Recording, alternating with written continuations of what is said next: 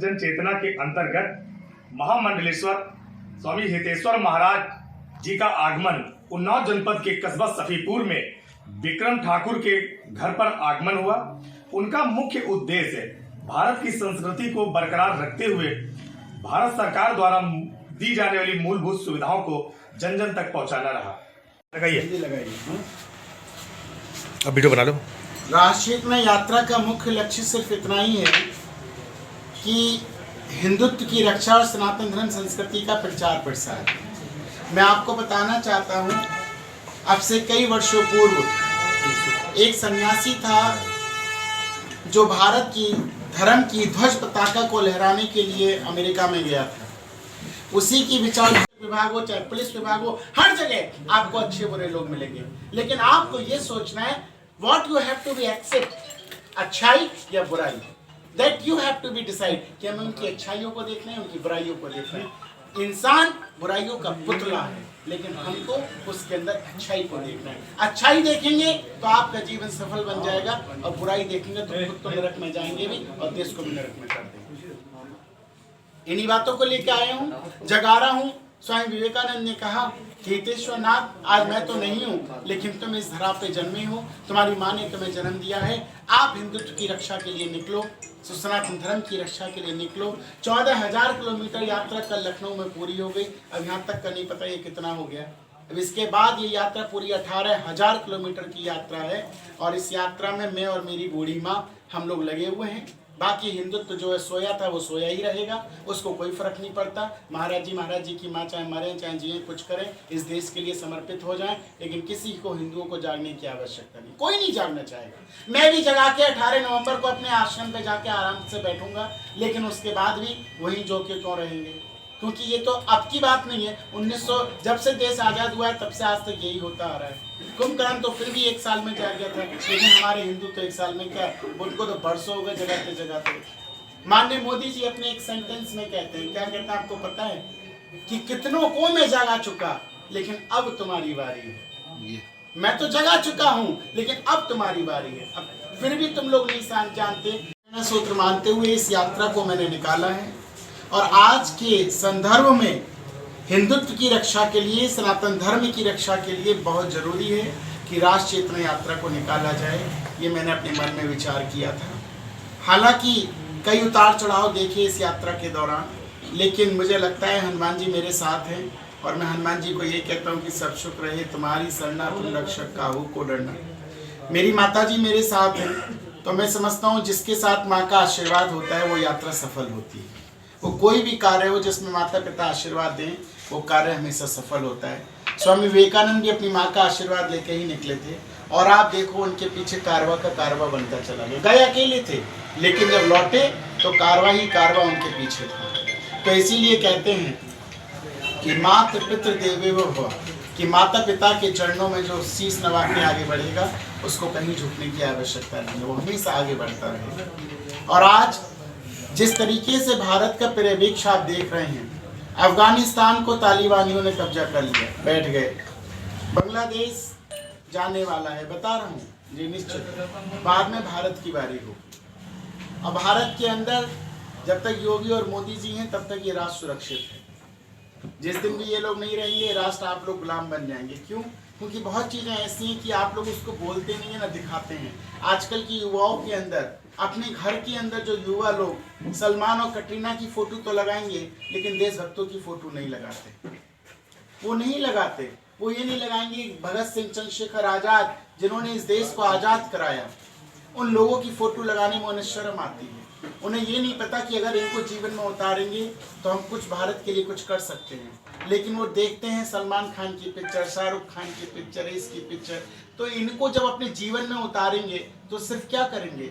एक भारत का ऐसा युवा वर्ग जिसने भारत के लिए क्राउन जीता, गोल्ड जीता, कॉमनवेल्थ गेम्स में इंडिया का मान सम्मान बढ़ाया, भारत माता के सिरमौर को ऊंचा बनाया, और वहीं एक भारत का युवा लड़का जिसने भारत माता को मिट्टी में मिला के रख दिया, भारत माता की इज्जत के साथ धूमिल किया। उसने अपने कर्मों के साथ, उसके कर्म इतने गंदे थे क्योंकि उसके अंदर खून भी उतना ही गंदा था। जिसके अंदर खून गंदा होता है वो कर्म वो गंदे ही करता है। क्या किया उस लड़के ने आप सब जानते हैं। उसने भारत माता का नाम कैसे नीचे किया, और हम लोग उसी को जीवन में उतारते हैं। वो कौन है जो 10 लाख रुपए का हमारे बच्चे युवाओं के, हमारे हिंदुओं के बच्चों को, हमारे बच्चों को 10 लाख रुपए महीने का खर्चा कोई माता पिता नहीं देते।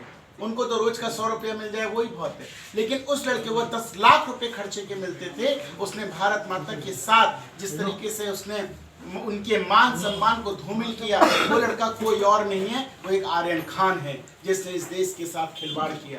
क्या हमारे बच्चे क्या सीखेंगे? मैं अपने युवाओं से ये कहना चाहता हूँ, आप क्या सीख रहे हैं? आप फिल्मों से क्या सीखते हैं? ये आर्यन खान आपको क्या सिखाएगा? सलमान खान, आमिर खान क्या सिखाएगा? हमारे धर्म के साथ खिलवाड़ होता है। हमारी माँ लक्ष्मी को पिक्चर बनती है, लक्ष्मी एटम बॉम्ब, सब जानते हैं, बनती है, लेकिन कोई कुछ नहीं बोलता। क्यों? हमारे धर्म के साथ खिलवाड़ करने का क्या मतलब है? मैं कहता हूं कि हिंदू तो तब मैं मानूंगा हिंदू को कि आप अगर माता लक्ष्मी के ऊपर पिक्चर बनती है तो बेगम फतिमा के ऊपर भी पिक्चर बननी चाहिए, लेकिन ऐसा नहीं होता। जब भी होता है हिंदू धर्म के साथ खिलवाड़ क्यों होता है? क्योंकि हम लोग शांत रहते हैं, हम लोग जागे हुए नहीं हैं। बेचारे स्वामी विवेकानंद जगाते जगाते चले गए, अभी भी माननीय मोदी जी जगा रहे हैं, लेकिन हम लोग अभी भी सोए हुए हैं। नहीं जागोगे तो एक दिन सोते के सोते रह जाओगे। कानून पास हो गया 2013 में, संसद में, राज्यसभा में कानून पास हुआ, वक्फ बोर्ड अधिनियम, सबको पता है, सबको पता है ना। उस कानून में क्या लिखा है? If they feel this property, ये जिसके घर में हम बैठे हैं, क्या नाम है इस बच्चे का? विक्रम। इसके घर में हम बैठे हैं। आज अगर अभी 2 मौलवी आके ये कह दे कि ये घर आपने वक्फ बोर्ड की जमीन पे बनाया है तो you have to be remove right now, तुरंत के तुरंत। कानून है, ये रूल बना हुआ है। आप पढ़िए, गूगल पे सर्च मारिए, उसमें साफ साफ मोटे शब्दों में लिखा है, if they feel this property under to Waqf board then immediately you have to be out from this site. आपको खाली करना पड़ेगा। उसके पीछे तफ्तीश का कोई विषय नहीं है। उसमें नीचे एक लाइन और भी लिखी है कि Vikram ji you can not go apply, you can not apply to supreme court या हाई कोर्ट। आप अप्लाई भी नहीं कर सकते। आपकी जमीन पे आके कोई 2 मौलवी आके बोलते हैं आपका मठ, आपका मंदिर, आपके घर पे कब्जा कर ले, आप अप्लाई भी नहीं कर सकते। आप जाके सुप्रीम कोर्ट, हाई कोर्ट में अपील भी नहीं कर सकते कि ये मेरा घर है। और 2013 में कांग्रेस ने कानून पास कर दिया, आपको पता है। लेकिन आप लोग सिर्फ टीवी पे पिक्चर तो देखते हैं और सब चीजें देखेंगे, लेकिन जागेंगे नहीं, ना बोलेंगे ना कुछ कहेंगे। इसीलिए कहता हूं संगठन की ताकत को समझिए। अगर संगठन को अपने आप ने मजबूत नहीं किया, अपने धर्म के लिए नहीं एक हुए, भगवान राम के प्रति समर्पित रहिए, जातियों में बांटना छोड़ दीजिए, सब एक हो जाइए। सिर्फ अभी ये याद रखिए कि देश हमें देता है सब कुछ, हम भी तो कुछ देना सीखें। इस देश ने आपको बहुत कुछ दिया है, लेकिन आप इस देश को कुछ नहीं देते। क्यों नहीं देते?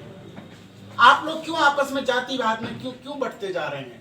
समर्पित होइए, एक साथ मिलकर बात कीजिए, हिंदुत्व की बात कीजिए, राष्ट्र की बात कीजिए। और इतना मैं बता दूं कि अगर राष्ट्र बचेगा तो धर्म बचेगा, और अगर राष्ट्र नहीं बचेगा तो धर्म भी नहीं बचेगा। ये सत्यता है।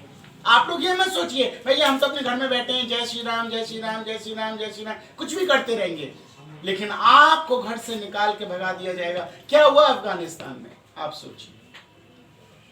आपको पता नहीं है हमारे ये जो सिपाही लोग जो हैं, ये पुलिस के जो लोग हैं, ये जितनी देश की सेवा करते हैं, ये लोग रात में जगते हैं, तब आप लोग चैन से सो पाते हैं। आपको इन लोगों का एहसानमंद होना चाहिए। ये जो साथ में सब घूम रहे हैं ना, इन लोगों के त्याग को समझिए। ये होली दिवाली नहीं मनाते, ये लोग कोई त्योहार फेस्टिवल नहीं मनाते, सिर्फ आपकी सुरक्षा में लगे रहते हैं। क्यों लगे रहते हैं? क्योंकि इनके अंदर राष्ट्र के प्रति प्रेम की भावना है, इनके अंदर समर्पण की भावना है। ये जानते हैं कि भारत देश के लिए हमें एक एक व्यक्ति की कैसे सुरक्षा करनी है, इसलिए करते हैं। लेकिन आप लोग अपने भारत के लिए जागृत नहीं है, अपने राष्ट्र के लिए जागृत नहीं है। हमें अपने राष्ट्र के लिए समर्पित होना चाहिए। इसलिए मैं हर मंच से, हर प्लेटफॉर्म से मैं पुलिस की बहुत तारीफ करता हूँ। इसीलिए करता हूँ क्योंकि ये लोग त्याग की मूर्ति हैं। और एक हैदराबादी इन्हीं के लिए चुनौती दे देता है। क्या कहता है? टोपी पहना हुआ हैदराबादी है, वहां से बोलता है एक दिन के लिए पुलिस को 1 घंटे के लिए हटा दीजिए, हम 30 करोड़ 100 करोड़ पर भारी पड़ेंगे। शर्म आनी चाहिए हिंदुओं के लिए। आप सोचिए। और मैं तो इतना कहता हूं, उसको पता नहीं है हमारे भारत की पुलिस की मजबूती का, उसको पता नहीं, वो जानता नहीं है। ऐसे बोलने वालों को तो ना बस शूट आउट होता और कुछ नहीं होता है। ये बेचारे इनके हाथ बंधे हुए हैं, वरना ऐसा कोई बोल तो दे भारत के खिलाफ।